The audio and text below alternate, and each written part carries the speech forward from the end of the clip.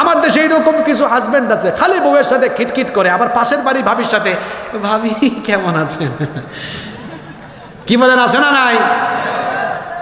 তার ফোনে হঠাৎ করে বেগানানির কল শুনছে, হ্যালো, কে বলছেন, খুব সুন্দর। আর বউ তারে ফোন দিয়েছে, ওগো খেয়েছ, ফোন রাখ। পরনারীর ক্ষেত্রে নরম, বউয়ের ক্ষেত্রে গরম।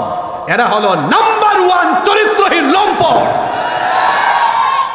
ওয়াহদাহু লা শারীকা লাহ ওয়া আশহাদু আন্না সাইয়্যিদানা ওয়া সানাদানা ওয়া হাবিবানা ওয়া তাবিবানা ওয়া তাবিবা আরওয়াহিনা মুহাম্মাদান আবদুল্লাহি ওয়া রাসূলুহু আরসালাহু বিল হাক্কি বাশীরান ওয়া নাযীরা ওয়া দাঈয়ান ইলাল্লাহি বিইذনিহি ওয়া সিরাজাম মুনীরা। أما بعد فقد قال الله تعالى في كلامه المجيد وفي فرقانه الحميد.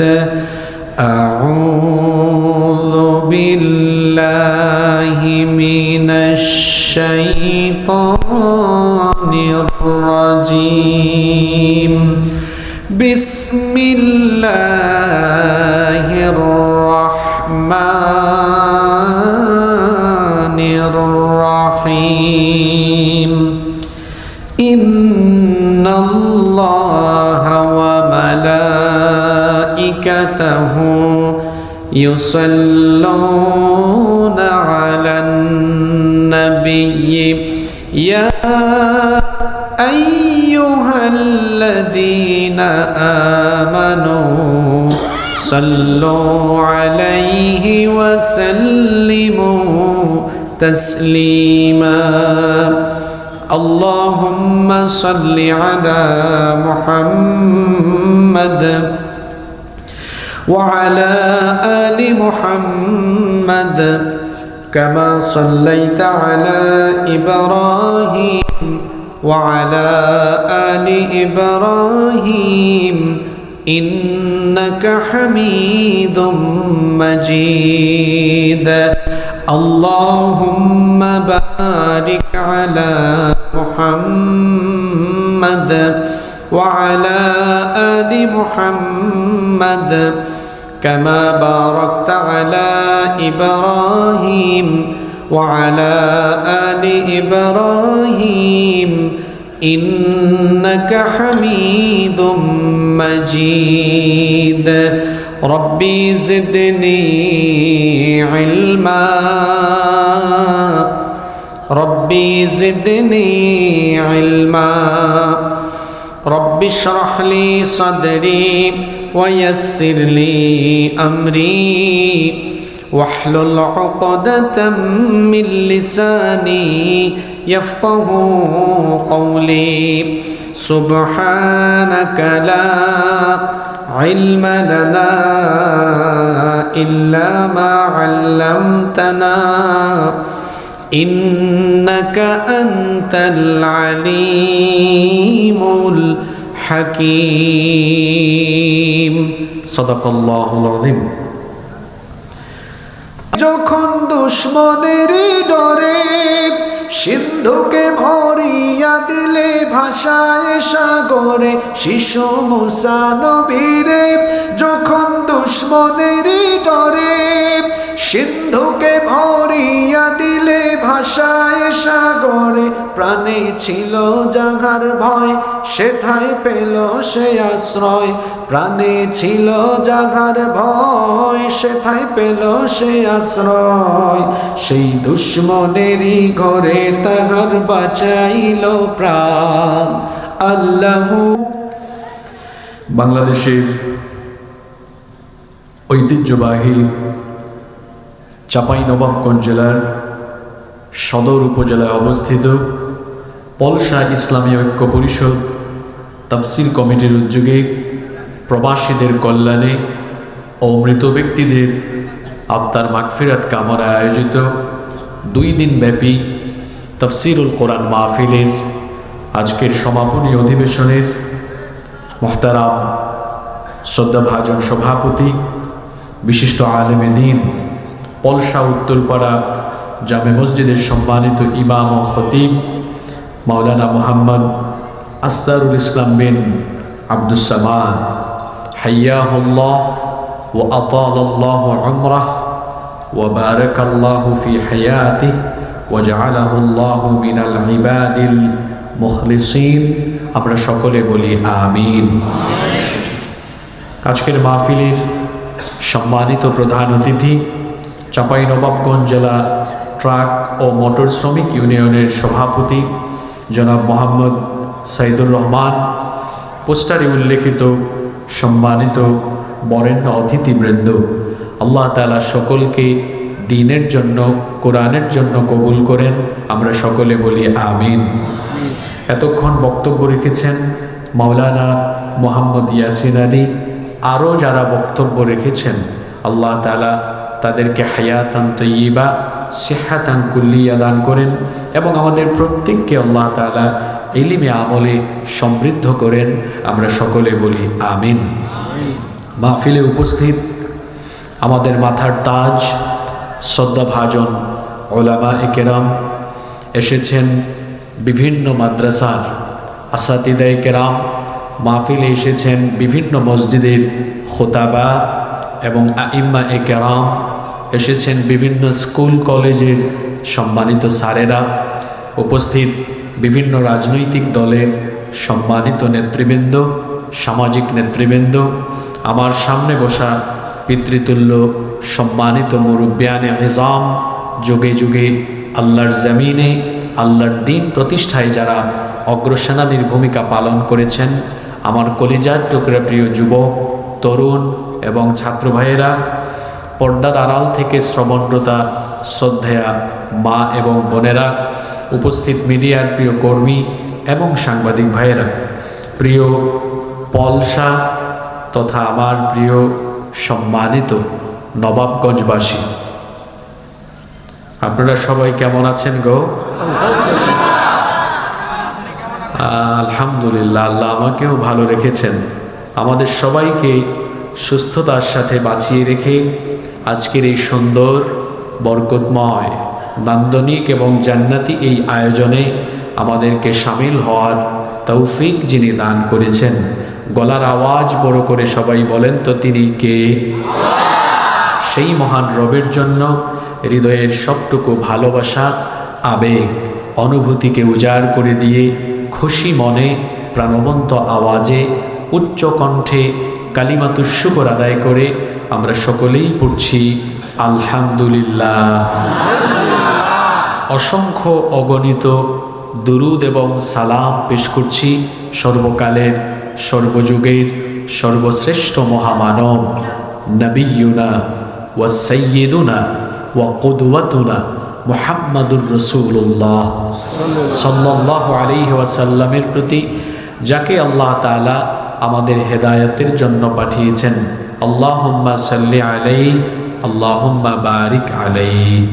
সম্মানিত উপস্থিতি, কনকনে ঠান্ডা, উপর থেকে ঝরছে কুয়াশা, অপ্রাসঙ্গিক অপ্রয়োজনীয় কথাবার্তা বলে আমরা সময়ের বরকত নষ্ট করতে চাই না। সরাসরি আমরা আল্লাহর কালাম থেকে হেদায়াতের নিয়তে কিছু কথা বলবো এবং শুনবো ইনশাআল্লাহ। আল্লাহ তাআলা আমাদেরকে হেদায়েতের নিয়তে প্রতিটি কথা বলার এবং শোনার তৌফিক দান করেন। আমরা সকলে বলি আমিন। আল্লাহ তাআলা এই পৃথিবীতে আমাদেরকে অনেক নেয়ামত দিয়েছেন। তিনি আমাদেরকে নেয়ামতের সাগরে ডুবিয়ে রেখেছেন। তার দয়ায়, তার অনুগ্রহে আমরা বেঁচে আছি। সর্বত্রই চতুর্দিকেই তার নেয়ামত বিদ্যমান। আমরা তার নেয়ামতের মাঝেই বেঁচে আছি। আল্লাহ তাআলা আমাদেরকে যত নেয়ামত দিয়েছেন তার মধ্যে অন্যতম শ্রেষ্ঠ একটি নেয়ামত হচ্ছে সন্তান, সন্ততি। এই সন্তান সন্ততি দিয়ে আল্লাহ তাআলা আমাদের জীবনকে আকর্ষণীয় এবং ভারসাম্যপূর্ণ করে দিয়েছেন। যারা সন্তান পেয়েছেন তারা তো সৌভাগ্যবান। পৃথিবীতে এমন বহু মানুষ আছে বিবাহ শাদী করার পরেও অনেক দিন হয়েছে, বাচ্চা পায় নাই, সন্তান পায় নাই। এরকম মানুষ আছে না নাই? যারা পেয়েছেন তারা তো আল্লাহর তরফ থেকেই নেয়ামত পেয়ে গিয়েছেন। আল মালু ওয়াল বানুনা জিনাতুল হায়াতুদ দুনিয়া। দুনিয়ার মাল সম্পদ, সন্তান সন্ততি, এগুলো হলো দুনিয়ার শোভা সৌন্দর্য। সন্তান সন্ততি যারা পেয়েছেন, সন্তান জন্ম দিয়েই তাদের দায়িত্ব শেষ নয়। সন্তানের বাবা মা হওয়া যতটা গুরুত্বপূর্ণ, তার চাইতে সন্তান জন্ম দেওয়ার পরে তাদেরকে সঠিক পথে গাইডেড করা, সঠিক পথে পরিচালিত করে তাদেরকে আদর্শ মানুষ হিসেবে গড়ে তোলা, এটা আরও বেশি গুরুত্বপূর্ণ। আমরা অনেক এলাকায় সফরে গেলে আমাদেরকে গার্ডিয়ানরা, প্যারেন্টসরা, অভিভাবকরা বলেন, হুজুর আমাদের সন্তানরা কথা শোনে না, মাদকাসক্ত হয়ে গিয়েছে, এরা মোবাইল আর ইন্টারনেটের অপব্যবহার করছে, এরা কথা শোনে না, আমাদের সাথে বেয়াদবি করে, একটু পিতামাতার খেদমতের ওয়াজ করেন। আমরা বলি বাংলাদেশে পিতামাতার খেদমতের বহু ওয়াজ হয়েছে। আগে সন্তানের হক কিভাবে আদায় করতে হয়, সন্তান কিভাবে লালন পালন করতে হয়, প্যারেন্টিং কিভাবে করতে হয়, এটা আগে মানুষের জানা দরকার। কারণ একটা গাছ রোপণ করার পরে, একটা গাছ লাগানোর পরে কেউ যদি সেটার পরিচর্যা না করে, সেই গাছ কি বেড়ে উঠবে? সেই গাছ থেকে কি ফল পাওয়া যাবে? না, বরং সেই গাছ লাগানোর পরে গাছের গোড়ায় পানি ঢালতে হয়, ক্ষেত্র বিশেষে সেখানে সার বিষ দিতে হয়, এটার দেখাশোনা করতে হয়, পরিচর্যা করতে হয়। যখন গাছ লাগানোর পরে এটার পরিচর্যা হয়, দেখাশোনা হয়, সেই গাছ থেকে তখন ফল পাওয়া যায়। যেমনিভাবে একটা গাছ লাগানোর পরে এটার পরিচর্যা করতে হয়, এটা দেখাশোনা করতে হয়, ঠিক তেমনিভাবে সন্তান জন্ম দেওয়ার পরে তাকে আদর্শ মানুষ হিসেবে গড়ে তোলার জন্য প্রত্যেক পিতামাতা পরিশ্রম করতে হবে, মেহনত করতে হবে। তাদেরকে আদর্শ মানুষ হিসেবে গড়ে তোলার জন্য তাদের যত প্রয়োজন, সব প্রয়োজন পূরণ করতে হবে। তাদের যত হক আছে সেই হকগুলো আদায় করতে হবে। সম্মানিত উপস্থিতি, আজকে দুর্ভাগ্যের ব্যাপার হলো অধিকাংশ পিতামাতা তাদের সন্তানদের হক যথাযথভাবে পালন করেন না। এই জন্য দেখা যায় এই সন্তানগুলো বড় হয়ে তারা আদর্শ মানুষ হয় না, বেয়াদব হয়। আদব নাই, আখলাক নাই, চরিত্র নাই। এরাই তাদের মা বাবাকে ঘর বাড়ি থেকে বের করে বৃদ্ধাশ্রমে পাঠায়। এরা দেখা যায় বড় হওয়ার পরে তারপরে মা বাবাকে ধমকায়, চোখ মোটা করে কথা বলে, গলার সাউন্ড বড় করে মা বাবাকে ধমকায়। এরা চোর হয়, ডাকাত হয়, ইয়াবাখোর, সুদখোর, ঘুষখোর, চরিত্রহীন, লম্পট হয়। এই ছেলে মেয়েটা বিপথে যাওয়ার পেছনে অধিকাংশ ক্ষেত্রেই তার পিতামাতা দায়ী। কারণ তার পিতামাতা যেভাবে তাকে গড়ে তোলা দরকার ছিল, তার পিতামাতা তাকে ওইভাবে গড়ে তুলতে পারে নাই। এজন্য প্যারেন্টিং সিস্টেম, প্যারেন্টিং ম্যাথোডোলজি, সন্তান প্রতিপালন, লালন পালনের পদ্ধতিগুলো আমাদেরকে জানতে হবে। যদি আমরা ইসলামের দেওয়া ইনস্ট্রাকশন, কোরআন হাদিসের দেওয়া নীতিমালার ভিত্তিতে আমাদের সন্তানদেরকে গাইড করতে পারি, তাহলে দেখা যাবে এরা আল্লাহওয়ালা, চরিত্রবান, মুত্তাকি, পরহেজগার, চক্ষু শীতলকারী সন্তান হিসাবে পরিগণিত হয়ে যাবে। সুবহানাল্লাহ।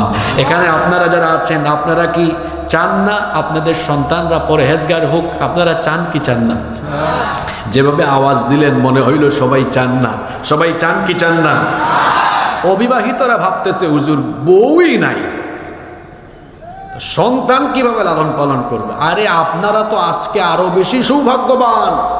কারণ যারা সন্তান ইতিমধ্যে পেয়েছে তারা আজকের দেওয়া এই প্রেসক্রিপশনগুলো অ্যাপ্লাই করার সুযোগ হয়তো অনেকে পেছন থেকে পায় নাই, অর্থাৎ সন্তানদের বয়স হয়েছে, কিন্তু আপনি বিয়ে শাদীর আগে জানলেই দেখা যাবে আপনার আগামী দিনের দাম্পত্য জীবন, পরিবার আরো বেশি সমৃদ্ধ এবং সুন্দর হবে ইনশাআল্লাহ। এজন্য আজকের আলোচনাটি, আমি জানি না আজকে মহিলা প্যান্ডেল এখানে আছে কিনা, আছে না? আলহামদুলিল্লাহ। তাহলে আজকের আলোচনাটি মা বোনেরা, বৃদ্ধ, বয়স্ক, তরুণ, যুবক সকলের জন্য একটা উপযোগী ইফেক্টিভ একটা আলোচনা হবে ইনশাআল্লাহ। যদিও আমি দেখতে পাচ্ছি কুয়াশা পড়ছে, আপনাদের কষ্ট হচ্ছে আমি জানি, কিন্তু এই চাপাইয়ের মানুষ এরা তো কোরআন হাদিসের জন্য দেওয়া না, পাগল পাড়া।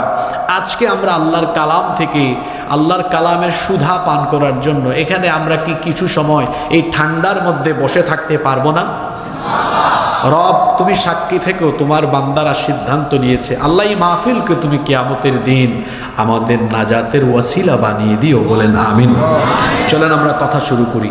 আপনার সন্তান পরহেজগার, আল্লাহওয়ালা, চরিত্রবান হয়ে যাবে যদি আপনি 20টা দায়িত্ব পালন করতে পারেন। এই 20টা কাজ করলে আপনার সন্তান পৃথিবীতে একটি গোলাপের ন্যায় পরিণত হবে। গোলাপ থেকে কি ছড়ায়?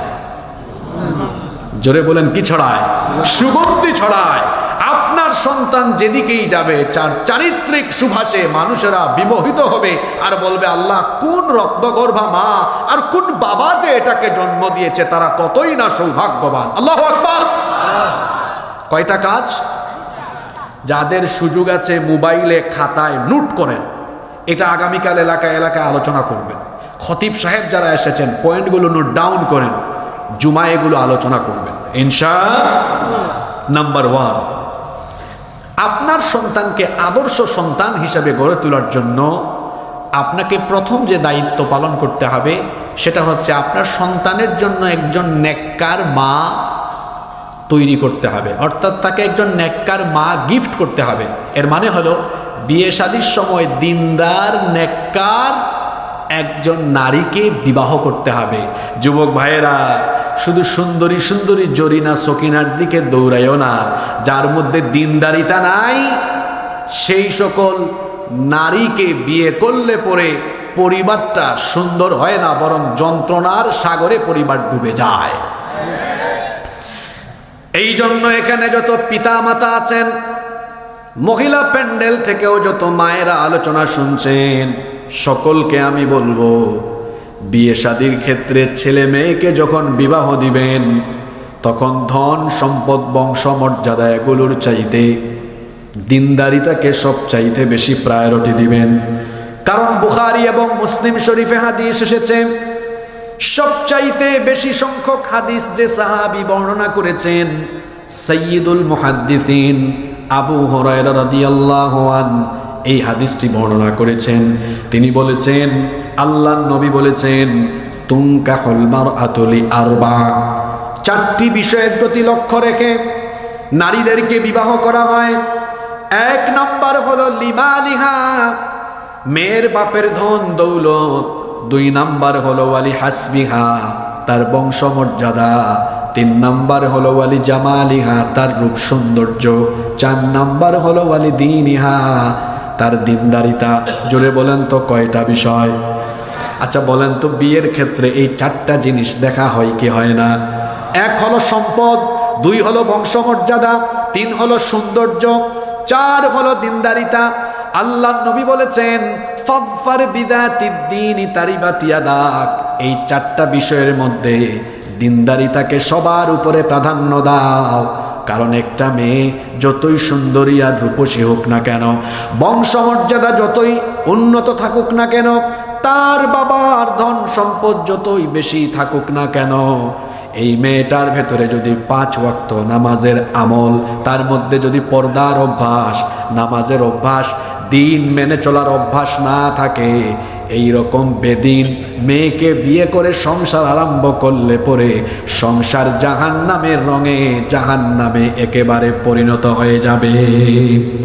আর যদি মেয়েটা দেখতে সুন্দর কম হয়, গরিব ঘরেরও হয়, টাকা পয়সা তার বাবার যদি বেশি নাও থাকে, বংশমর্যাদাও যদি ভালো না হয়, কিন্তু মেয়েটার মধ্যে যদি দিনদারিতা থাকে, সে যদি 5 ওয়াক্তের নামাজি হয়, পর্দা মেনে চলার অভ্যাস তার মধ্যে থাকে, আজান হলেই নামাজে দাঁড়িয়ে যাওয়ার খাসলত থাকে, ঘর থেকে বের হলে পর্দা করে বের হয়, দিন মানে এই রকম দিনদার নেককার মেয়েকে বিয়ে করে সংসার আরম্ভ করলে দেখা যাবে গোটা ঘরটা জান্নাতের রঙে রঙিন হয়ে যাবে। কারণ দুনিয়াতে যত সম্পদ আছে টাকা পয়সা, গাড়ি বাড়ি, ধন সম্পদ যা আছে সবকিছুর মধ্যে শ্রেষ্ঠ সম্পদ হলো একজন নেককার নারী জীবনে পাওয়া। এটা হলো দুনিয়ার জীবনের সবচেয়ে শ্রেষ্ঠ সম্পদ। এই জন্য ইবনে মাজা এবং মুসলিম শরীফে হাদিস এসেছে, আল্লাহর নবী বলেছেন, আদ-দুনিয়া কুল্লুহা মাতা, দুনিয়ায় যা কিছু আছে সবকিছুই হলো সম্পদ। ওয়া খায়রু মাতা'id দুনিয়া আল মারআতুস সালিহা, দুনিয়ার সকল সম্পদের মধ্যে নেককার নারী হচ্ছে সর্বশ্রেষ্ঠ সম্পদ। নেককার নারী হলো দুনিয়ার শ্রেষ্ঠ সম্পদ। এটা বিবাহিতরা টের পাবে। আপনার বাড়ি আছে, গাড়ি আছে, বিঘা বিঘা জায়গা আছে, বিশাল আমবাগান আছে, অনেক সম্পদ আছে, কিন্তু ঘরের ভেতরের বউ এটা ইন্ডিয়ান সিরিয়াল ছাড়া কিচ্ছু বুঝে না, এক ওয়াক্ত নামাজও পড়ে না, ঘর থেকে বের হওয়ার সময় কড়া লিপস্টিক ঠোঁটে দিয়ে বের হয়, পরপুরুষের সাথে কথা বলে, দিন একটুও মেনে চলে না, গাড়ি বাড়ি বিঘা বিঘা জায়গা জমি আমবাগান সব থাকলেও বউ যদি দিন মেনে না চলে, এই স্বামী জীবনেও এক ফুটা শান্তি পাবে না। টাকা পয়সা কম, ভ্যান চালাইয়া খায়, মাঠে ঘাটে পরিশ্রম করে খায়, টাকা বেশি নাই, বাড়ি একটা কোনো রকম আছে, কোনো রকমে চলে, কিন্তু সারাদিন পরিশ্রম করে বাড়ি গেলে দেখে বউ গামছা নিয়ে দাঁড়ায় আছে, ওগো তাড়াতাড়ি গোসল করো গো, সব রেডি করে রেখেছে। ওদিকে গোসল করে বের হয়ে দেখে টাটকা খাবারও রেডি, খাবারগুলো বেড়ে দিচ্ছে, আবার মাঝে মাঝে আদর করে মুখে তুলেও খাওয়ায় দেয়। ফজরের নামাজের সময় এসে ফিস ফিস করে ডাকে, ওগো শুনছো, খুব ঠান্ডা, আমি গরম পানি করেছি, ওঠো আমি পানি ঢেলে দেই, তুমি অজু করো। দুজনেই নামাজি, জোহরে আসরে মাগরিবে এশায় নামাজ মিস হয় না, কোরআন পড়ে তাসবিহ তাহলিল করে আল্লাহর দিন মানে। স্বামী স্ত্রী বাড়ি থেকে বের হয়ে নবাবগঞ্জে যায়, স্বামী তার স্ত্রীকে পর্দা করায় নিয়ে যায়। এই রকম নেককার দিনদার নারী যার ঘরে আছে, দুনিয়ার সুখ সমৃদ্ধি তার ঘরের ভেতরে আছে। টাকা পয়সা দিয়ে সুখ পাওয়া যায় না। দুনিয়াতে এমন বহু পয়সাওয়ালা আছে রাতে ঘুমাইতে পারে না, দুনিয়াতে এমন বহু পয়সাওয়ালা আছে রোগের অভাব নাই, মুখে রুচি নাই, খাইতে পারে না, আছে না নাই? সুখ শান্তি কার দেওয়া? বিশ্বাস করেন, ঘরের ভেতরে নারী যদি ভালো না হয়, নিজের বউ যদি ভালো না হয়, দুনিয়ার সব কিছু আপনার কাছে তিতা তিতা লাগবে, মেজাজ কর্কশ থাকবে, মাথা গরম থাকবে, কারণ ঘরের জিনিসটাই তো ভালো না। এই জন্য আল্লাহর নবী দুনিয়ার সুখী ব্যক্তির পরিচয় দিয়েছেন। আল্লাহর নবী বলেছেন আরবাউম মিনাস সাআদা, আল্লাহর নবী বলেছেন আরবাউম মিনাস সাআদা, চারটি জিনিস হলো সৌভাগ্যের লক্ষণ। যে ব্যক্তি দুনিয়াতে চারটা জিনিস পেয়েছে সেই ব্যক্তি দুনিয়াতে সুখী হয়ে গিয়েছে। সুবহানাল্লাহ, জোরে বলেন তো কয়টা জিনিস? কোন চারটা জিনিস আল্লাহর নবী বলেছেন? এক নাম্বার হলো আজ-জাওজাতুস সালিহা, আই আল মারআতুস সালিহা, নেককার স্ত্রী। দুই নাম্বার হলো আল মাসকানুল ওয়াসিআ, প্রশস্ত বাড়ি। তিন নম্বর হলো আল মারকাবুল হানি, চলার জন্য একটা বাহন। চার নম্বর হলো আল জারুস সালেহ, উত্তম প্রতিবেশী। এই চারটা জিনিস যে পেয়েছে সেই ব্যক্তি দুনিয়ার সুখ পেয়েছে। তার মধ্যে প্রথমটাই হলো নেককার স্ত্রী পাওয়া। অন্য হাদিসে এসেছে আল্লাহর নবী বলেছেন মান রাযাকাহুল্লাহু ইমরাআতান সালিহাতান ফাকাদ আ'ানাহু আলা শাত্রি দীনি, আল্লাহ তাআলা যেই ব্যক্তিকে নেককার একজন জীবন সঙ্গী দিয়ে দিয়েছেন, আল্লাহ যেন ওই লোকটাকে ইসলামের অর্ধেক নেয়ামত দিয়ে দিয়েছেন। তো অর্ধেক যদি পেয়ে যায়, বাকি অর্ধেক আছে না, এটা কোথায় পাবে? আল্লাহর নবী বলেছেন ফালইয়াত্তাকিল্লাহা ফিন্নিসফিল বাকি, বাকি অর্ধেকও পেয়ে যাবে যদি সারা জীবন আল্লাহকে ভয় করে চলে, তাহলে 100 ভাগ ইসলামের নেয়ামত আল্লাহ ওই ব্যক্তিকে দিয়ে দিবেন। সুবহানাল্লাহ কি বাড়ি গিয়ে বলবেন নাকি গো? কেন প্রথম পয়েন্টে একজন নেককার স্ত্রীর কথা বললাম? আপনাদের কষ্ট হচ্ছে নাকি? কেন বলেছি, রিজনটা কি? কারণ হলো আপনার স্ত্রী সেটা শুধু স্ত্রী নয়, এটা সন্তান উৎপাদনের কারখানা। এই পেট থেকেই সন্তান আসবে।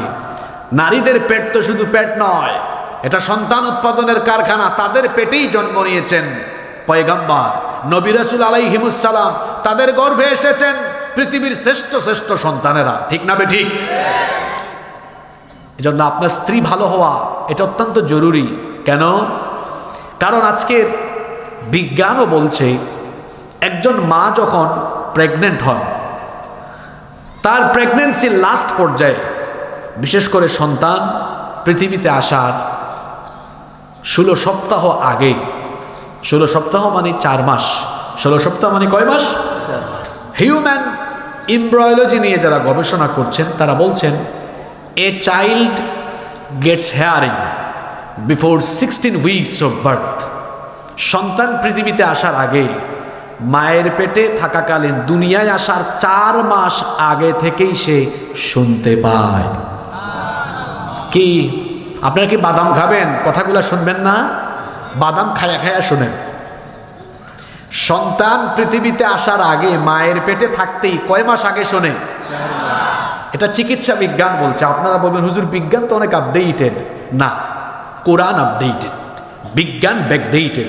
আপনি তো কোরআন পড়ছেন না। কোরআন খুলেন, খুলে দেখেন আল্লাহ তাআলা কোরআনে যত জায়গায় শ্রবণ শক্তি আর দৃষ্টিশক্তির কথা বলেছেন, সব জায়গায় আল্লাহ তাআলা দৃষ্টিশক্তির আগে শ্রবণ শক্তির কথা বলেছেন। যেমন ইন্নাস সামআ ওয়াল বাসারা ওয়াল ফুআদা কুল্লু উলাইকা কানা আনহু মাসউলা। নিশ্চয়ই কান, চোখ, অন্তর জিজ্ঞাসিত হবে। এখানে চোখের আগে কানের কথা বলা হলো। অন্য আয়াতে যান, আল্লাহ বলছেন ওয়াজআলা লাকুমুস সামআ ওয়াল আবসারা ওয়াল আফইদা। এখানেও আল্লাহ তাআলা চোখের আগে কানের কথা বলেছেন। আধুনিক যুগের মুফাসসিরগণ এই আয়াতগুলোর সায়েন্টিফিক এক্সপ্লেনেশন, বিজ্ঞানসম্মত ব্যাখ্যা এভাবে দিয়েছেন, যেহেতু আল্লাহ তাআলা কোরআনের সমস্ত জায়গায় দর্শন শক্তির আগে শ্রবণ শক্তির কথা বলেছেন, তার মানে মানুষ দৃষ্টিশক্তি লাভের আগে শ্রবণ শক্তি লাভ করে। আজকের বিজ্ঞানও তো তাই বলছে। পৃথিবীর একমাত্র প্রাণী বা সৃষ্টি হলো মানুষ, যারা জন্মের 4 মাস আগেই মায়ের পেটে শুনতে পায়। সুবহানাল্লাহ। কোরআনও বলছে এটা, বিজ্ঞানও এটা বলছে। তাহলে শোনেন, খেয়াল করেন, এখন যদি এই মা এটা খারাপ হয়, সন্তান পেটে নিয়ে সারাদিন থাকদিন না দিন দিন দিন ঝাঁকানাকা ঝাঁকানাকা, লারে লারে।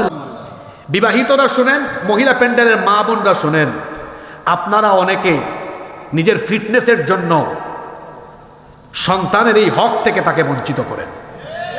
এরকম অতি আধুনিক মহিলা আমাদের সমাজে আছে না নাই? বিশেষ করে অনেকে সন্তান জন্ম নেওয়ার পর বুকের শাল দুধটা ফেলে দেয়, অথচ এই শাল দুধটা বাচ্চার জন্য এত দরকারি। চিকিৎসক এবং চিকিৎসা বিজ্ঞানীগণ বলেছে ওই বাচ্চা কলেরা, ডায়রিয়া, মেনিনজাইটিস, শ্বাসতন্ত্রের প্রবাহ, কান পাকা, এরকমের বেশ কয়েকটা মারাত্মক ব্যাধি থেকে আল্লাহ তাকে এই শাল দুধ দিয়ে 100 ভাগ সুরক্ষিত করে দেন। এটা ফেলে দেয়। আবার অনেকে এখন বুকের দুধ পান করায় না, বাজারের দুধ খাওয়ায়, অথচ সন্তানের জন্য মায়ের দুধের কোনো বিকল্প। আর যারা আল্লাহর হুকুম মানে না, এদের উপর আল্লাহর গজব পড়ে। আজকে পৃথিবীতে দেখা যাচ্ছে ব্রেস্ট ক্যান্সারের পরিমাণ বেড়ে গিয়েছে, মহিলাদের ব্রেস্ট ক্যান্সার বেড়ে যাচ্ছে। WHO, ওয়ার্ল্ড হেলথ অর্গানাইজেশন, বিশ্ব স্বাস্থ্য সংস্থা বলছে পৃথিবীতে প্রতি বছর 10 লক্ষ নারী এই ব্রেস্ট ক্যান্সারে আক্রান্ত হয়। কত লক্ষ? তারা এটা নিয়ে গবেষণা করেছেন। গবেষণা করে তারা বলেছেন সেই সব নারীরাই ব্রেস্ট ক্যান্সারে সবচেয়ে বেশি আক্রান্ত হন যারা তাদের সন্তানদেরকে বুকের দুধ পান করান না। ঠাডা পড়ছে, সন্তানের হক নষ্ট করেছে, আল্লাহর গজব পড়েছে। সুতরাং আমি এই এলাকার প্রত্যেককে বলতে চাই, এটা কখনো করবেন না। সন্তান যত বেশি মায়ের বুকের দুধ পান করবে, এই সন্তান তত বেশি মেধাবী হবে, তার শারীরিক মানসিক বিকাশ সাধিত হবে। আল্লাহ এই কথাগুলো বোঝার তৌফিক দান করেন। নাম্বার 6 নাম্বার, সন্তানের সুন্দর একটা নাম রাখতে হবে। আমাদের দেশের নামের কারবার দেখছেন? ওই দিন মাহফিলে গিয়ে দেখি সভাপতির নাম আপেল। আপনারা হাসতেছেন, ওই মিডিয়ার ভাইরা বলতে পারবে, এরাও আমাদের মতো বহুত জায়গায় মাহফিলে যায়। এরকম আছেন না? কয়েকদিন আগে এই সিরাজগঞ্জে মাহফিল করেছি, সভাপতির নাম ছিল চিনি। তারপর আরেক জায়গায় সভাপতির নাম পাইছি বুলেট। আমি যেগুলা বলতেছি এগুলো আছে না নাই? আরে বুলেট নাম রাখছে, কখন যে রকেট রাখবে আল্লাহ জানে। আরো আশ্চর্যজনক নাম আছে তো বাংলাদেশে, বলবো? ছেলের নাম রাখছে আকাশ। এখানে আবার আকাশ থাকলে সেজন্য রাগ না করে। সাগর, ছেলের নাম কি? ছেলের নাম সাগর, মেয়ের নাম নদী। ছেলে এটা বড় হয়ে হাতের মধ্যে লিখছে সাগরের বুকে নদী। দেখছেন কারবার? ঠিকও কয়, তার মানে তার সাথে কমন পড়ছে হয়তো এটা। কি আশ্চর্য নাম! ছেলের নাম আগুন নয়তো ফাগুন। এই যে আগুন, ফাগুন, বুলেট, রকেট, সাগর, চিনি, বিস্কুট, এইসব নাম আছে না নাই? আর মেয়েদের নাম চুমকি, ঝুমকি, জোনাকি, পিঙ্কি, আছে না নাই? অনেক এলাকায় মেয়েদের নাম আছে বৃষ্টি। এই এলাকায় আছে নাকি?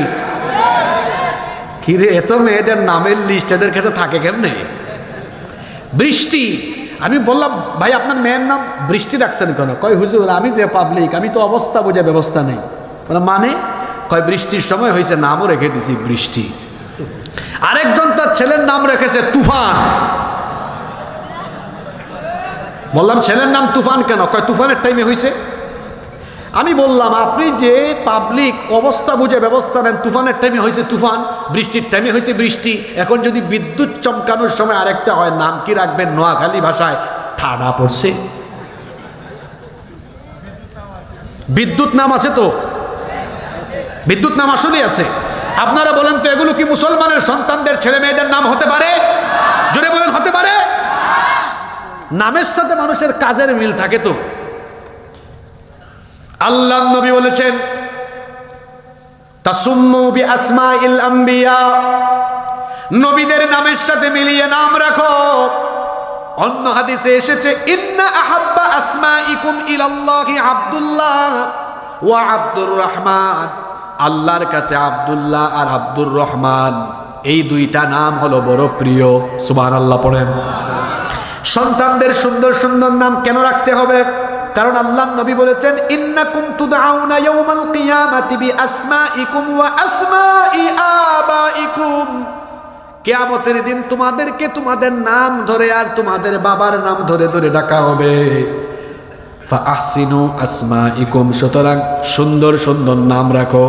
যদি নামটা অসুন্দর, একটু আগে আপেল চিনি বিস্কুট বলায় আপনারা হাসছেন, কিয়ামতের দিনও আল্লাহ ডাকবেন আপেল আমার বান্দা, আপেল কোথায়, বিস্কুট কোথায়?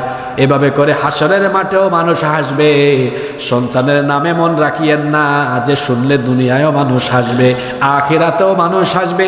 এই রকম সন্তানদের নাম রাখবেন না। ছেলের নাম রাখে বল্টু, মন্টু, এগুলো রাখিয়েন না। বরং নাম রাখার সময় নাম রাখেন মুসা, ইব্রাহিম, ঈসা, ইয়াহইয়া, জাকারিয়া। সাহাবীদের নামের সাথে মিলিয়ে রাখেন। মেয়ে হয়েছে নাম রেখে দেন আসিয়া, নাম রেখে দেন মারিয়াম, নাম রাখেন আয়েশা, নাম রেখে দেন ফাতিমা।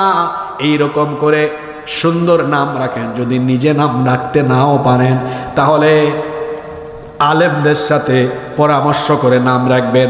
অনেকে আছে কয় হুজুর আমি নিজে নাম রাখতে পারতেছি না, কিন্তু কোন হুজুরের কাছে আমি যাব না। কোরআন কি আমি পড়তে পারি না? আমি কি কম বুঝি নাকি? কোরআন শরীফ দেখে দেখে তারপরে নাম রেখে দিয়েছে তুকাদ্দিবান। নাম রাখছে কি? বললাম কি ব্যাপার, এটার নাম তুকাজ্জিবান কেন? কই হুজুর সূরা রহমান পড়ছি, আল্লাহ দেখছি বারবার খালি তুকাজ্জিবান বলে। নিশ্চয়ই আল্লাহর কাছে এটা প্রিয়, নাম রেখে দিছি কি তুকাজ্জিবান। আপনারা হাসতেছেন, আপনাদেরকে হাসানোর জন্য আমি বলছি না, আপনাদেরকে হাসানোর জন্য বলছি না। ওই দিন আমি এক জায়গায় গিয়েছি, একজনকে বললাম আপনার মেয়ের নাম কি? কয় গাচ্ছা খা। গাচ্ছা এটা রাখছেন কেন? কয় আপনি আলেম মানুষ, আপনি জানেন না সূরা নাবায় আছে। আমি বললাম গাচ্ছা খা অর্থ তো পুজ, গাচ্ছা খা অর্থ কি? আপনারা হাসতেছেন। এরকম অনেককে আমি পেয়েছি যারা কোরআন থেকেই নাম রাখছে কিন্তু অর্থ বুঝে নাই। আরে কোরআনে থাকলেই কি নাম রাখা যাবে? কোরআনে তো আবুল আহাবের নামও আছে, তাই বলে কি কারো নাম আবুল আহাব রাখা যাবে? কোরআনে তো ফেরাউনের নামও আছে, আছে না নাই?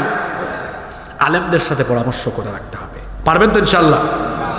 নাম্বার 7, 7 নাম্বার, সন্তান জন্মের 7ম দিনে, 7 নাম্বার দিনে মাথা হলক করবেন। হলক, হলক মানে বুঝেন আপনারা? আপনাদের এলাকায় আপনারা এটাকে কি বলেন? ন্যাড়া না? কোনো এলাকায় বলে বেল করে দেয়, একদম বেল। আপনাদের এলাকায় বেল বলে নাকি? আচ্ছা, কোনো এলাকায় বলে মাথা ঢুলাইয়া দেয়, কেউ বলে ন্যাড়া করে দেয়, কেউ বলে বেল করে দেয়। আচ্ছা, 7ম দিনে শুনেন, এটা কিন্তু আমাদের দেশে এই আমলটা নাই। চুল ফেলে চুল পরিমাণ রৌপ্য, চুল পরিমাণ রূপা অথবা সমমূল্যের টাকা আল্লাহর রাস্তায় সদকা করে দিতে হবে। এই আমলটা আমাদের সমাজে আছে না উঠে গেছে? অনেক জায়গায় নাই। এটা ছিল রসুলের আমল। শোনেন, আল্লাহ নবীর কলিজার টুকরা নাতি হাসান রাদিয়াল্লাহু আনহু, তার জন্মের 7ম দিনে নবীজি ফাতেমার বাড়িতে গেলেন। ফাতেমা রাদিয়াল্লাহু আনহার বাড়িতে গিয়ে বললেন, ইয়া ফাতেমা, হে আমার মেয়ে ফাতেমা, ইহলিকি রাসাহু ওয়া তাসাদ্দাকি বিজিনাতা শা'রিহি ফিদ্দা, আমার নাতির মাথাটা হলক করো আর মাথার চুল পরিমাণ রৌপ্য আল্লাহর রাস্তায় সাদাকা করো। সুবহানাল্লাহ। এটা 7 নাম্বার। এবার 8 থেকে বাকি সবগুলা পয়েন্ট বহু জরুরি। এই জরুরি পয়েন্টগুলো শোনার জন্য কি 15-16 মিনিট আমরা কষ্ট করে মনোযোগী হয়ে বসে থাকতে পারবো? বেশি জরুরি এগুলো। 8 জন্মের 7ম দিনে আকিকা দিবেন। কি দিবেন? মেয়ে হলে 2টা ছাগল, ছেলে হলে ছেলে হলে আর মেয়ে হলে 1টা। কি দিতে হবে? ছাগল। আল্লাহর রাস্তায় আকিকা করে দিবেন। এটা হলো 8 নাম্বার দায়িত্ব। 9 নাম্বার, ছেলে যখন উপযুক্ত বয়সে পৌঁছে যাবে, খিতান, খতনা করতে হবে। কোনো এলাকায় এটাকে মুসলমানি বলে, আপনাদের এলাকায় কি বলে? এটা হলো আমাদের জাতির পিতা ইব্রাহিম আলাইহিস সালামের আরেকটা সুন্নাহ যেটা আমরা অনুসরণ করি। ইব্রাহিম আলাইহিস সালামের বয়স যখন 80 বছর, বুখারীতে এসেছে, ইখতাতানা ইব্রাহিম আলাইহিস সালাম ওয়া হুয়া ইবনু 80 সানা। তার বয়স যখন 80 বছর ছিল, আল্লাহ আরেকটা পরীক্ষা নিয়েছেন। আল্লাহ বলেছেন তুমি খাতনা করো। সেই সময় তিনি কোনো ডাক্তারের কাছেও যান নাই। একটা কুঠার হাতে নিয়ে লজ্জাস্থানের সামনের অংশ নিজেই কর্তন করে নিজের খতনা নিজে করেছে। আল্লাহু আকবার। এজন্য আল্লাহর নবী বলেছেন, আল ফিতরাতু খামসুন আও খামসুম মিনাল ফিতরা। এই 5টা জিনিস সব নবীদের ফিতরত। 1 নাম্বার হচ্ছে আল খিতান, খতনা করা। 2 নাম্বার হচ্ছে ওয়াল ইস্তেহদাদ, নাভির নিচে লোম কাটা, মুখ ছোট করা। এরপরে হলো নখ খাটো করা, এগুলো হচ্ছে। এরপরে দাড়ি লম্বা করা, গোঁফ ছোট করা, এগুলো হচ্ছে সব নবীদের সুন্নাহ। নাভির নিচে এবং বগলের লোম কর্তন করা, এগুলো নবীদের সুন্নাহ। যেই সকল ফিতরতগুলো সব নবীদের ছিল, তার মধ্যে একটা হলো খিতান বা খতনা করা। এজন্য আপনার ছেলে যদি হয় উপযুক্ত বয়সে গেলে খতনা দিতে হবে। এটা আমাদেরকে শিখিয়েছেন মুহাম্মদ সাল্লাল্লাহু আলাইহি ওয়াসাল্লাম। নাম্বার 10, এবার শুরু হয়ে গেছে জরুরি দায়িত্ব, যেটা আপনারা অনেকেই পালন করেন না। বাকি 10টা পয়েন্ট বড় জরুরি। 10, সন্তানের এবার শিক্ষা জীবন শুরু হবে। সেটা কিভাবে? সর্বপ্রথম তার শিক্ষাটা শুরু হবে কোরআন দিয়ে, হাদিস দিয়ে, ইসলাম দিয়ে। আপনার সন্তানকে সুশিক্ষা দিবেন। সেটা শুরু করবেন কি দিয়ে? আল্লাহর কিতাব দিয়ে। ওয়া কখ ABCD শিখবে পড়ে, আলিফ বা তা থা শিখবে সবার। আমরা কি করছি? আমাদের সন্তানদেরকে অনেক শিক্ষা দীক্ষা দিয়ে আমরা অনেক বড় শিক্ষিত বানাচ্ছি। পরে দেখা যায় এর মধ্যে আদব নাই, আখলাক নাই, তার মধ্যে চরিত্র নাই। কেন এই অবস্থা কেন হলো? আমার দেশে কলেজ বিশ্ববিদ্যালয়ে পড়ে এমন বহু ছেলেরা টিচারদের সাথে বেয়াদবি করে, এমনকি শিক্ষকদের কলার ধরে বেয়াদবি করে। বলেন আমার দেশে আছে না? আমার দেশের মাদ্রাসায় কি এটা আছে? বলেন আছে? কেন নাই? মাদ্রাসায় আদব শেখানো হয়। জোরে বলেন কি শেখানো হয়? আদব শেখানো হয়। আর দ্বীনি শিক্ষা ছাড়া কখনোই কোনো সন্তান আদবওয়ালা, চরিত্রবান হতে পারে না, পারে না, পারে না। এই জন্য আপনার সন্তানকে সবার আগে আল্লাহর কোরআন শিখাবেন, এরপরে ইংরেজি ভাষা শিখাবেন, আধুনিক শিক্ষা প্রযুক্তি সবকিছুই শেখাবেন। আমি নিষেধ করছি না, কিন্তু শিক্ষা জীবন শুরু হবে সবার আগে আল্লাহর কোরআন দিয়ে। আমাদের সন্তানদের শিক্ষা জীবন শুরু হবে, জুড়ে বলেন কি দিয়ে? আমি নিজেও ছোটবেলায় মক্তবে যেতাম, সাবাহি মক্তব, এটা আমাদের ঐতিহ্যের অংশ। গ্রামে গ্রামে এটা ছিল, কিন্তু অনেক এলাকায় এই ঐতিহ্য এখন হারিয়ে যাচ্ছে। জানি না আপনাদের এলাকায় সাবাহি মক্তব, সকালবেলার মক্তব আছে নাকি? এটা অবশ্যই ধরে রাখবেন। এটা যেন আমাদের এলাকা থেকে এই ঐতিহ্য যেন মুছে না যায়, কারণ ইসলাম বিরোধীরা বহু ষড়যন্ত্র চক্রান্ত করছে। সকালবেলার মক্তব যেন আমার সমাজ থেকে উঠায় দিতে পারে, কারণ এটা যদি উঠায় দেওয়া যায় আমাদের সন্তানদেরকে কোরআন শিক্ষা থেকে বিরত রাখা যাবে। ঠিক না বেঠিক? এই জন্য এই সবাহি মক্তবে সন্তানদেরকে পাঠাবেন, সকালবেলা মক্তবে পাঠাবেন। আমার নিজেরও শিক্ষা জীবন শুরু হয়েছে মক্তব দিয়ে। সেখানে গিয়ে আমরা আলিফ বা তা তা শিখেছি, কায়দা পড়েছি, সেখানে আমরা আমপারা পড়েছি, কোরআন তেলাওয়াত করেছি, কোরআন শিখেছি, খতম দিয়েছি, ইলমে কেরাত শিখেছি। মক্তব হলো মুসলমানদের ঐতিহ্যের একটা গুরুত্বপূর্ণ অংশ। এটা যেন আমাদের সমাজ থেকে হারিয়ে না যায়। সন্তানকে এমনভাবে গড়ে তুলবেন, ছোটকাল থেকেই তাকে কোরআন হাদিস এবং দ্বীনের শিক্ষা দিবেন, যাতে করে আপনার সন্তানটা আপনার জন্য চক্ষু শীতলকারী হয়। ও আমার বাবারা, আমার ভাইয়েরা, আজকে মারা যান, কোনো সম্পদ আপনার সাথে যাবে না, কোনো কিছু আপনার সাথে যাবে না। মানুষ মারা যাওয়ার পরে তার সকল আমলের ধারাগুলো বন্ধ হয়ে যায়। এজন্য নবীজি বলেছেন, ইদা মাতাল ইনসান ইনকাতা আনহু আমালুহু ইল্লা মিন থালাথা। কোনো মানুষ যখন মারা যায় তখন তার আমলের ধারাগুলো বন্ধ হয়ে যায়, কিন্তু তিনটা জিনিসের সওয়াব, তিন আমলের সওয়াব সে কবরে গিয়েও পায়। এক নম্বর হলো সাদাকাতুন জারিয়া, সদকায়ে জারিয়া। দুই নম্বর হলো ইলমুন ইউনতাফাউ বিহি, এমন ইলম যে ইলমের মাধ্যমে মানুষেরা উপকার লাভ করে। তিন নম্বর হলো ওয়ালাদুন সালিহুন ইয়াদউ লাহু, এমন নেককার সন্তান, যেই নেককার সন্তান তার পিতা মাতার জন্য দোয়া করে। সন্তানকে যদি নেককার বানায়া যান, কবরে গিয়েও সওয়াব পেয়ে যাবেন। সওয়াবের অংশ আপনার আমল নামায় পৌঁছায় দেওয়ার ব্যবস্থা করবেন কে? আসতে বলবেন না, জুড়ে বলেন কে? শুধু তাই নয়, শুধু তাই নয়, যদি আপনার সন্তানকে দিনদার বানান, এটা গোলাপের মতো হবে, যেদিকে যাবে সুবাস ছড়াবে। দুনিয়ায় মানুষ আপনার প্রশংসা করবে, আখিরাতেও আপনার জন্য অনেক বড় একটা পাওয়া, অনেক বড় একটা সৌভাগ্য হবে আপনার। আল্লাহ নবী বলেছেন, মান কারা আল কোরআন ওয়া আমিলা বিমা ফি উলবিসা ওয়ালিদাহু তাজাই ইয়াউমাল কিয়ামা। যে ব্যক্তি কোরআন পড়ে কোরআন অনুযায়ী আমল করবে, তার পিতা মাতাকে কিয়ামতের দিন তাদের মাথার মধ্যে নূরের মুকুট যিনি পরিধান করাবেন, তিনি কে? হ্যাঁ, সময় তো শেষ হয়ে গেল, এখন তো শেষ লোক উঠতে লেগেছে, লোকমা দেন। লোকমা দিব।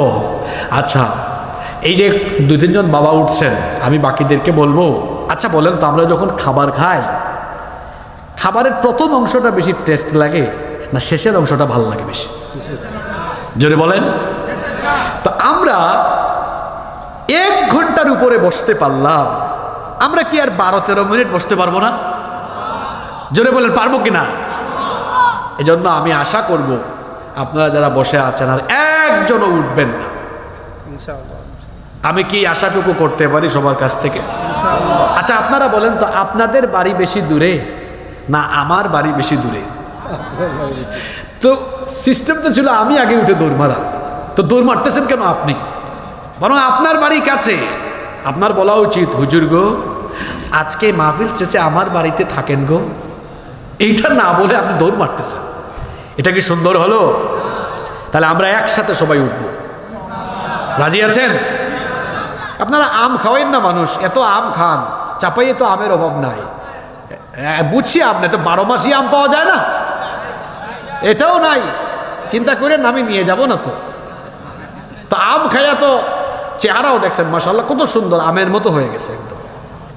আমরা সবাই নীরবে বসবো ইনশাআল্লাহ।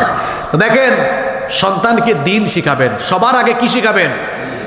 আর এমন এখন কিন্তু ডিসেম্বর মাস, সামনে জানুয়ারি মাস, সন্তানদেরকে এমন প্রতিষ্ঠানে দিবেন না যেখানে সব কিছু আছে দিন নাই, এরকম প্রতিষ্ঠানে দিবেন না, বরং মাদ্রাসায় দেন, অথবা এমন কোনো বিদ্যালয়ে, এমন কোনো প্রতিষ্ঠানে দেন যেখানে আরবিও আছে, ইংরেজিও আছে, আধুনিক জ্ঞান বিজ্ঞান আছে। তাহলে সন্তানগুলো এরা দেখা যাবে ইন্টিগ্রেটেড কারিকুলাম, সমন্বিত কারিকুলামে এরা সকল যোগ্যতা নিয়ে বড় হবে ইনশাআল্লাহ। পারবো তো আমরা? নাম্বার 11 নাম্বার, সন্তানকে নামাজের ব্যাপারে তাকিদ দিতে হবে। কত বছর থেকে? নবীজি বলেছেন, মুরু আউলাদাকুম বিসসালাতি ওয়া হুম আবনাউ 7 সিনিন। তোমাদের সন্তানের বয়স যখন 7 বছর হয় তখন থেকে নামাজের আদেশ দাও, নামাজের তাকিদ দাও। ওয়াদ্রিবুহুম ওয়া হুম আবনাউ 10 সিনিন। আর যখন 10 বছর হয় সন্তানকে নামাজের জন্য শাসন করো। ওয়াফাররিকু বাইনাহুম ফিল মাদাজি', তখন তাদের বিছানাও আলাদা করে দাও। কিন্তু আমাদের স্বভাব হলো এমন, আমরা নিজেরাই নামাজে যাই না, সন্তানকে কখন নামাজে বানাবো। অনেকে এমন আছে উষ্টা খাইয়াও পশ্চিম দিকে পড়ে না। আমার দেশে এমন বহু মানুষ আছে যারা ওয়াজ শুনে, সারাদিন মোবাইলেও শুনে, মাহফিল হলে সবার আগে গিয়ে বসে থাকে, কিন্তু আজান হলে নামাজে তারা যেতে চায় না। আমার দেশে মাহফিলে মানুষ বেশি না, নামাজে মানুষ বেশি। রাগ কইরেন না আপনারা, এখানে তো প্যান্ডেল ভরে গেল, কিন্তু এখানেও আল্লাহর বহু কুতুব আসছে যারা ওয়াজ শুনতে এসেছে, কিন্তু এশার নামাজটা কাজা করে দিয়ে এসেছে। আবার ঠিকও বলছে, কেমন ভদ্র মানুষ। এখানে এমন মানুষ আছে যারা 12টা পর্যন্ত ওয়াজ শুনে যাবে, ফজরের নামাজে ঘুমাইয়া থাকবে। এখন বলেন তো, ওয়াজ শোনা ফরজ নাকি নামাজ আদায় করা ফরজ? ওয়াজ শোনা নফল, নামাজ আদায় করা হলো। যাদের মধ্যে নামাজ নাই, আল্লাহ নবী বলেছেন তাদের মধ্যে দিন নাই। যার মধ্যে নামাজ নাই তার মধ্যে দিন নাই। এই জন্য সবার আগে হলো নামাজ। কিয়ামতের ময়দানে সর্বপ্রথম আল্লাহ তাআলা যে আমলের ব্যাপারে আমাদের কাছে হিসেব চাইবেন, বলেন তো দেখি সেই আমলের নাম কি? এজন্য খবরদার, নিজেরা নামাজ ছাড়বেন না, সন্তানদেরকেও নামাজি বানাবেন। ফজরের আজান হবে, বাচ্চাকে গিয়ে আদর করে মাথায় হাত বুলায় বলবেন, বাবা উঠো, আমার সাথে মসজিদে চলো। মায়েরা যারা আছেন, মেয়েটাকে গিয়ে সুন্দর করে কপালে চুমু দিয়ে মাথায় হাত বুলায় বলবেন, আমার কলিজার টুকরা মা উঠো, আমার সাথে নামাজে দাঁড়াও। এভাবে মা বাবা যদি চায় সন্তানদেরকে ছোটকাল থেকেই নামাজি বানাতে পারবে, সেই মা বাবা কত সৌভাগ্যবান যারা তাদের ছেলে মেয়েগুলোকে নামাজি বানিয়ে দুনিয়া থেকে বিদায় হয়ে গেল। সেই সন্তানগুলো তাদের পিতামাতার জন্য প্রতি নামাজের পরই দোয়া করবে, রব্বির হামহুমা কামা রব্বায়ানি সগীরা। এজন্য নামাজি সন্তান দেখে যেতে হবে। প্রত্যেকেই সকলের সন্তানকে নামাজের ব্যাপারে তাগিদ দিবেন। রাজি আছেন তো? 12 নম্বর হলো, সন্তানকে আদর্শবান হিসাবে গড়ে তুলতে হলে আচরণের ক্ষেত্রে সাবধানতা অবলম্বন করতে হবে। সন্তানের সাথে আচার আচরণে, বিহেভিয়ারে সাবধান হতে হবে। অনেক স্বামী স্ত্রী আছে সন্তানের সামনেই তারা ঝগড়া করে, বলেন তো এরকম আছে না নাই? এটা নেগেটিভ প্রভাব আপনার সন্তানের উপরে পড়বে। অনেকে আছে ছেলে মেয়েদের সামনে মানুষকে গালি দেয়। এই গালি কি আপনার বাচ্চা শিখলো না? অনেকে আছে ছেলে মেয়ের সামনে মিথ্যা বলে, মিথ্যা শিখায়ও। কেমনে? তার কাছে 1 লোক টাকা পায়, বাড়িতে এসে দরজায় নক দিয়েছে, হ্যাঁ গিয়ে দরজার ফাঁক দিয়ে দেখে, আরে বাপরে বাপ, আবুল কালাম ভাই আমার কাছে টাকা পায় 2000। এসে তার ছেলে বা মেয়েকে, ছোট্ট এখনো ক্লাস 2তে পড়ে, বলতেছে, যাও তোমার চাচ্চুকে গিয়ে বলো আব্বু বাড়িতে নাই। আপনারা আসতেছেন, এরকম বহু দাজ্জাল পিতা আছে যে তার নিজের ছেলে মেয়েকে মিথ্যা বলা শিখায়। এটা দাজ্জাল পিতা। আচার আচরণের ক্ষেত্রে সাবধান হন, ছেলে মেয়েদেরকে সত্য কথা বলা শিখান। আচ্ছা, স্বামী স্ত্রীর ঝগড়া কার হয় না বলেন? আপনারা কি মনে করেন হুজুরদের হয় না? হ্যাঁ, আমাদের মতো বহুত হুজুর বউয়ের কাছে গিয়া খেজুর, কি বলেন, আছে না? এক লোক গিয়েছে ওমরে ফারুক রাদিয়াল্লাহু আনহুর কাছে তার বউয়ের ঝামেলা মিটাইতে। গিয়ে সে আবার ওনার দরজা থেকে চলে যাচ্ছে। ওমর ফারুক রাদিয়াল্লাহু আনহু দেখলেন এক লোক ওনার বাড়িতে এসে চলে যাচ্ছে। এই, তুমি কই যাও? তিনি বললেন, আসছিলাম এক সমস্যা নিয়ে। তো বলো। কি আর বলতাম, আমি যে সমস্যা, এই সমস্যা থেকে আরো বড় সমস্যায় দেখলাম আপনি আছেন। মানে বুঝছেন, স্বামী স্ত্রীর মধ্যে মান অভিমান থাকবে, এটাও কিন্তু ভালোবাসার একটা পার্ট, মনে রাখবেন, এটাও ভালোবাসার একটা পার্ট। কারণ মান অভিমান ভালোবাসাকে আরো বাড়ায় মাঝে মাঝে। তবে এটা যেন আবার এমন পর্যায়ে না যায় যে ডাকাতের মতো আবার হাত তুলে। কোন নবী রাসূল কি বউকে নিয়ন্ত্রণ করা শিখেন? এটা একটা কৌশলের ব্যাপার। বগুড়াতে এক ছেলে মাহফিলে আমার কাছে চিরকুট পাঠাইছে, কয় হুজুর বিয়ে করছি 7-8, বউ খালি রাগ করে, মেজাজ দেখায়। চিন্তা করছি তালাক দিয়ে দিব। এখন আপনি বলেন, কোনো পরামর্শ থাকলে বলেন। আমি বললাম, বউ তোমার, পরামর্শ চাও আমার? পুরো সাংঘাতিক ব্যাপার। কয় হুজুর কি করব? খালি রাগ করে, মেজাজ দেখায়। আমি বললাম, তালাক দিবেন কেন? একটু আর যখন রাগ করো তখন লাগে আরো সুন্দর। আর রাগ করবে? বলেন করবে? শোনেন, অনেকে আছে বউয়ের হাতের রান্না মজা হয় নাই। আরে এটা আমরা যারা বাবা আছি তারা জানি।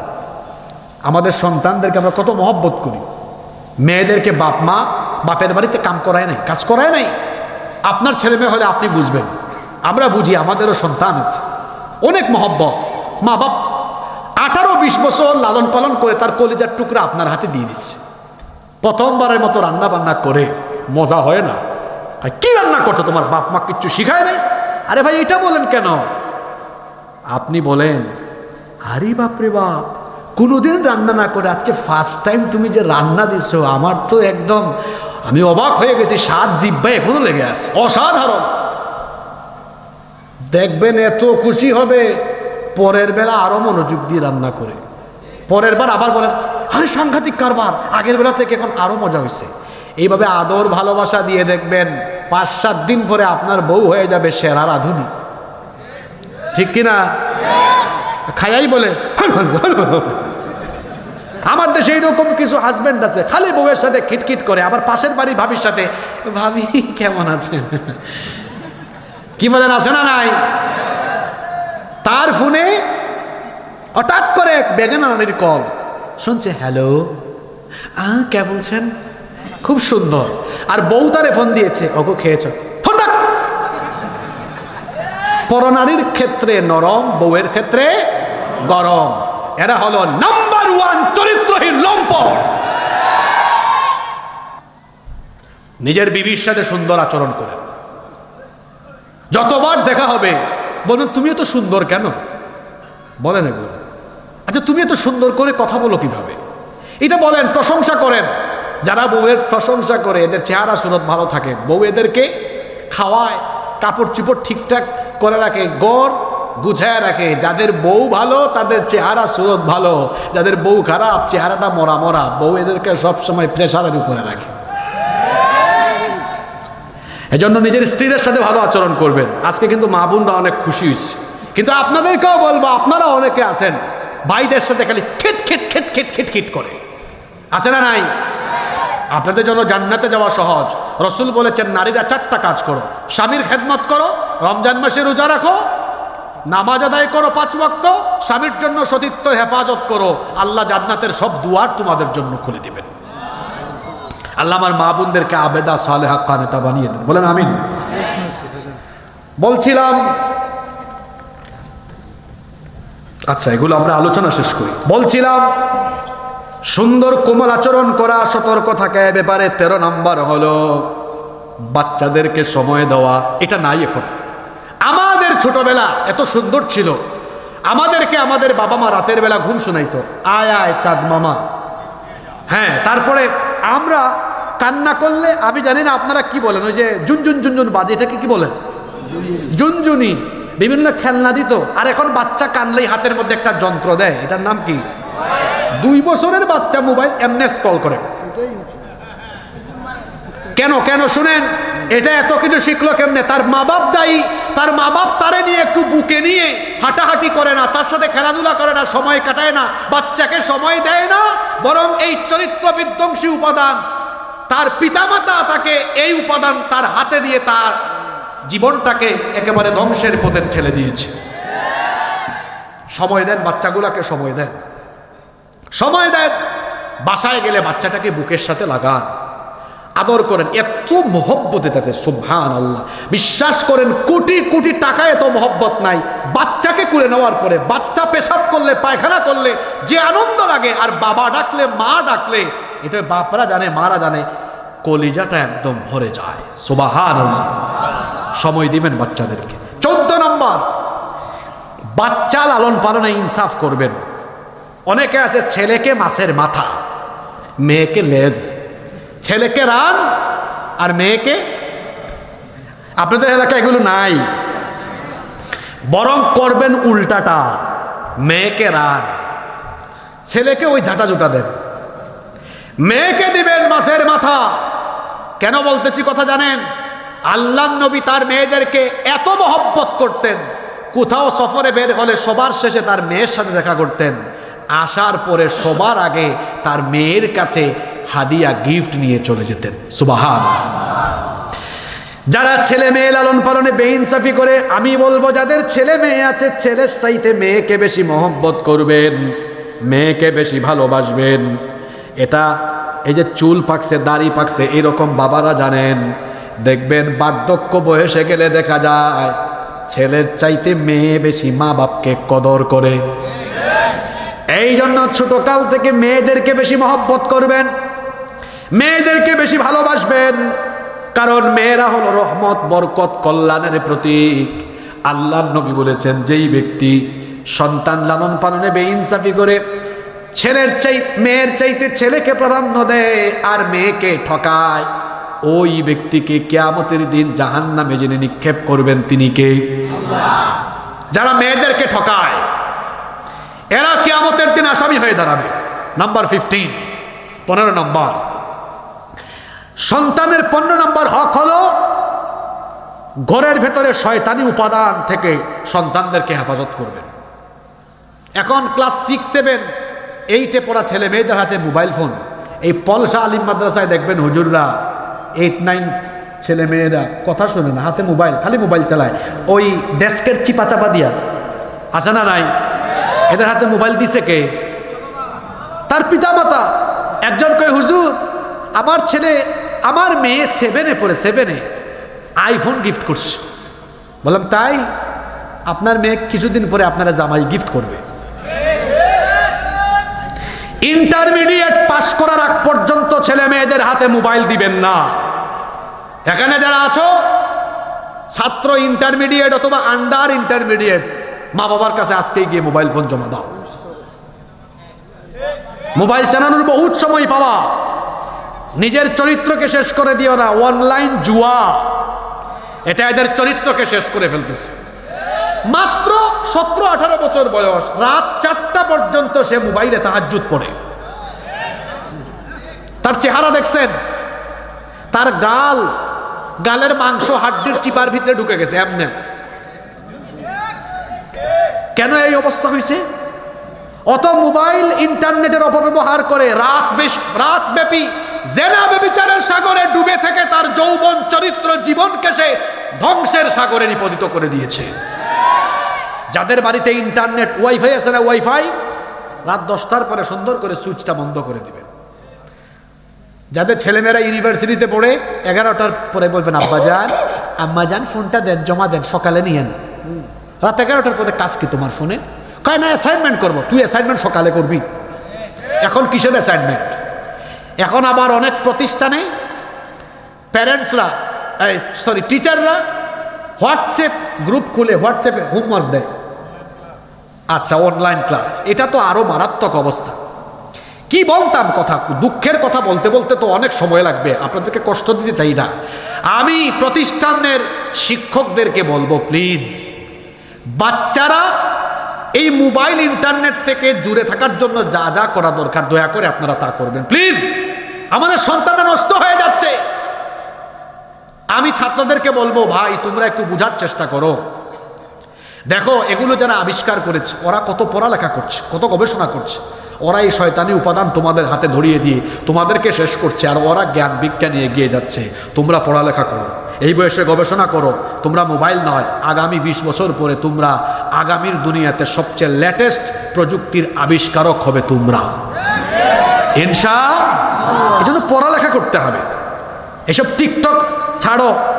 আজকের মাহফিলে মেয়েরা আসছে কিনা জানি না, মেয়েরা এখন সবচেয়ে বেশি টিকটক করে। মেয়েরা এখন সবচেয়ে বেশি কি করে? টিকটক। কত কিছু বানায়। আমারে গত সপ্তাহে একজন দেখায়, এক বুড়া চাচা নেচে নেচে টিকটকে ভিডিও দিচ্ছে, গান গাইতেছে। এক বুড়া চাচা, আপনারা হয়তো অনেকে দেখছেন, এটা ব্যাপক ভাইরাল হয়েছে। কি এক রোগ, জুয়ান বুড়া সবাই এই রোগে আক্রান্ত, ঠিক না বে ঠিক? এটা থেকে যত দূরে থাকবেন তত ভালো। আল্লাহ সবাইকে হেফাজত করে। নাম্বার 16, 16 নাম্বার, সন্তানদের কল্যাণের জন্য খরচ করবেন। বিশেষ করে তাদের পড়ালেখার জন্য উন্মুক্ত খরচ করবেন। পড়ালেখার জন্য খরচ করবেন, কষ্ট করবেন। পিতামাতা কষ্ট করে পড়াবেন, ভালো প্রতিষ্ঠানে দিবেন, এরা মানুষের মতো মানুষ হবে ইনশাআল্লাহ।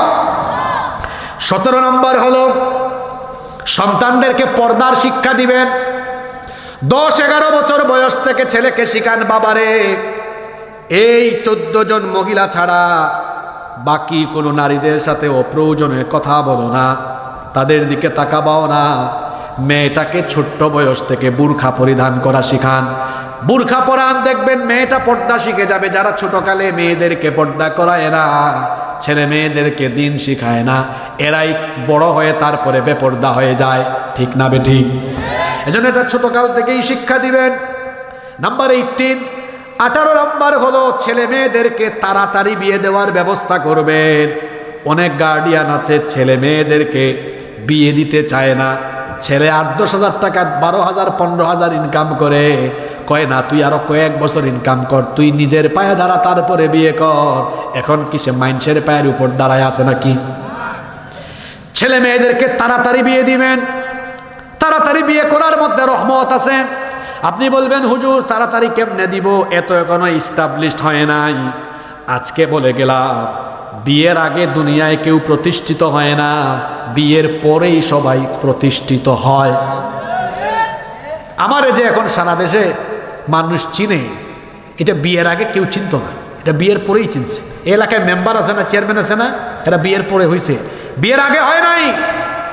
তারপরে যারা প্রতিষ্ঠিত হয়েছে, যারা নিজেদেরকে আজকে সফলতার চূড়ায় নিয়ে গিয়েছে, বিয়ের আগে না, বিয়ের পরে সবাই প্রতিষ্ঠিত হয়েছে।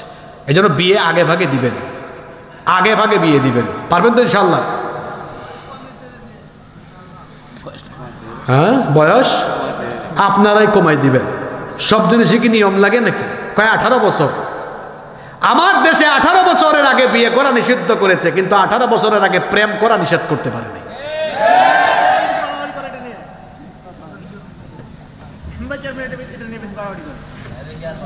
তাদেরকে বলবেন আগে বটতলা, ঝাউতলা, লাউতলার কবুতরের জুড়াগুলারে সাইজ করতে।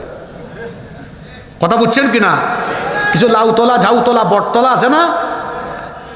গতকাল রাজশাহীতে মাহফিলের আগে এক সুন্দর রিসোর্টে একজন নিয়ে গেল। বললাম এত সুন্দর, এখানে কিছু গেস্ট রুম করেন। কয় হুজুর করবো কেমনে, যেভাবে কবুতরের জুড়া জুড়া আসে আমি এই নাপাক কাজের দিকে যাইতে পারবো না। বিয়ের আগে স্কুল থেকে কলেজ থেকে কবুতরের জুড়া যায়, প্রশাসক এইটা বন্ধ করতে পারেন না, বরং হালাল বিয়ে এখানে এসে বাধা দেন, পারলে ওই হারাম কাজ বন্ধ করে। নাম্বার 19, 19 নাম্বার হচ্ছে 19 নম্বর হচ্ছে সন্তানদের মধ্যে সুন্দর করে সম্পদ বন্টন করবেন। এটা তো আমাদের মাদ্রাসায় ফারাইজ পড়ানো হয়, মাওয়ারিস পড়ানো হয়। যারা LLB নিয়ে পড়ে, ল অফ ইনহেরিটেন্স আছে, উত্তরাধিকার আইন। কিভাবে সন্তানদের মধ্যে সম্পদ বন্টন করবেন, এই নীতিমালা কি ইসলামে নাই? 100 জনের মধ্যে 99 জন পিতামাতা এটা পালন করে না। আপনাদের এলাকায় জমির হিসাব আপনারা বিঘা দিয়ে করেন না অন্য কিছু দিয়ে করেন?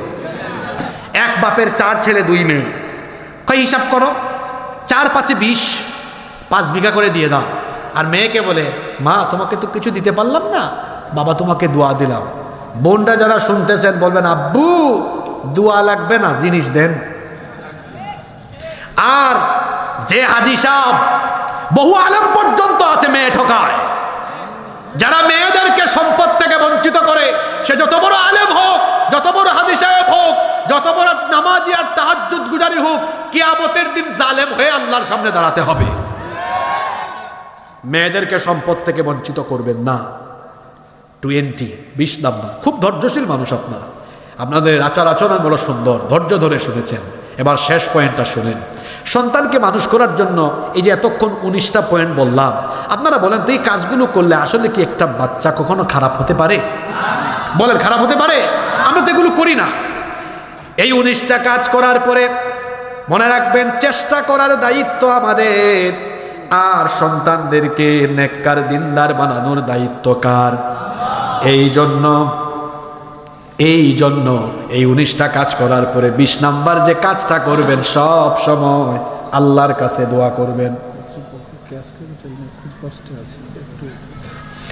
এই জন্য আল্লাহর কাছে দোয়া করবেন। দোয়াটাও আল্লাহ শিখায়া দিয়েছেন, এই দোয়াটা মুখস্থ করবেন, সব সময় পড়বেন। আমি নিজেও দোয়াটা পড়ি, আপনারাও করবেন। যারা বিয়ে করো নাই, তোমাদের জন্য এই দোয়া বেশি বেশি করা বেশি জরুরি। কারণ হলো এখনো বিয়ে হয় নাই, বলেন তো জীবনে ভালো একজন স্ত্রীর দরকার আছে না নাই? যারা বিয়ে করেছেন তারাও দোয়াটা পড়বেন, অবিবাহিতরাও এই দোয়াটা পড়বেন। কোরআনুল কারীমের 25 নম্বর সূরা সূরাতুল ফুরকানের 74 নম্বর আয়াতে আল্লাহ দোয়াটা শিখায়া দিলেন। পড়েন আমার সাথে, রব্বানা হাব লানা মিন আজওয়াজিনা ওয়া যুররিয়াতিনা কুররাতা আয়ুনিন ওয়াজআলনা লিল মুত্তাকিনা ইমামা। হে রব, আমাদেরকে চক্ষু শীতলকারী স্ত্রী সন্তান হাবলানা গিফট করো, আর আমাদেরকে মুত্তাকিদের ইমাম বানিয়ে দাও। বলেন আমিন। এই 20টা কাজ যারা করবে, তাদের সন্তান পৃথিবীতে গোলাপের মতো হবে, সুবাস ছড়াবে। আসুন আমাদের সন্তানদেরকে কোরআন সুন্নাহর দেওয়া এই ফর্মুলার ভিত্তিতে আমরা গড়ে তুলি। এরা আদবওয়ালা, আখলাকওয়ালা, সুসন্তান, চরিত্রবান হবে। আল্লাহ তুমি আমাদেরকে তৌফিক দিয়ে দাও। আত্মীয়তার ভিতরে সম্পর্ক ভঙ্গকারী এবং সম্পর্কে ভাঙন ধরানোর শাস্তি কি? আত্মীয়তার সম্পর্ক যারা ছিন্ন করে, নবীজি বলেছেন এরা কোনোদিনও জান্নাতে ঢুকতে পারবে। আল্লাহর হকের চাইতে বান্দার হক এত গুরুত্বপূর্ণ। আল্লাহর হক চাইলে যে কোনো সময় আল্লাহ মাফ করে দিতে পারেন, কিন্তু বান্দার হক বান্দা মাফ না করলে আল্লাহ মাফ করেন। আত্মীয়দের সাথে ভালো আচরণ করবেন, আত্মীয় স্বজনকে কখনো কষ্ট দিবেন না, প্রতিবেশীকে কষ্ট দিবেন না। সুসম্পর্ক, সুন্দর আচরণ, সুন্দর ভাষা ব্যবহার তাদের সাথে রাখবেন ইনশাআল্লাহ। সম্মানিত ভাইয়েরা, এই মাহফিল আমার যুবক ভাইয়েরা আয়োজন করেছে, বড় কষ্ট করেছে তারা। আমরা দোয়ার আগে, মোনাজাতের আগে একটা ভালো কাজ করে উঠি। আপনাদের এলাকায় অনেকে আছে মোনাজাতের আগে অনেকে প্রস্তুতি নিয়ে আসে, আমি এই মাহফিলে কিছু দান করে যাব, হ্যাঁ, সওয়াবের আশায়। এজন্য আপনারা যারা এই নিয়তে আসছেন, মোনাজাতের আগে ভাগে পাঠিয়ে দেন। প্রয়োজনে কিছু ব্যাগ বা চাদর পাঠান, মহিলা প্যান্ডেলেও পাঠান। এখানে একজন বলছেন বড়রা ছোটদের প্রতি যে অন্যায় করে এর প্রতিকার কি? এগুলো পারিবারিক বিষয়, এগুলো আসলে কাউন্সিলিংয়ের বিষয়, এখানে মাহফিলে বলার বিষয় না। কারণ বড়দের উচিত ছোটদেরকে স্নেহ করা, হক থেকে বঞ্চিত না করা। আল্লাহর নবী বলেছেন, যারা বড়দেরকে সম্মান করে না আর বড় হয়ে ছোটকে স্নেহ করে না, সে কখনো আমার উম্মত হতে পারে না। যাই হোক, মাহফিল কমিটির সভাপতি সাহেব তো আমার আগে সুন্দর বক্তব্য দিয়েই ফেলেছেন। আপনাদের এলাকায় কি মোনাজাত হয়? ঠিক আছে, আমরা মোনাজাত দিয়ে উঠবো। আল্লাহুম্মা আমিন।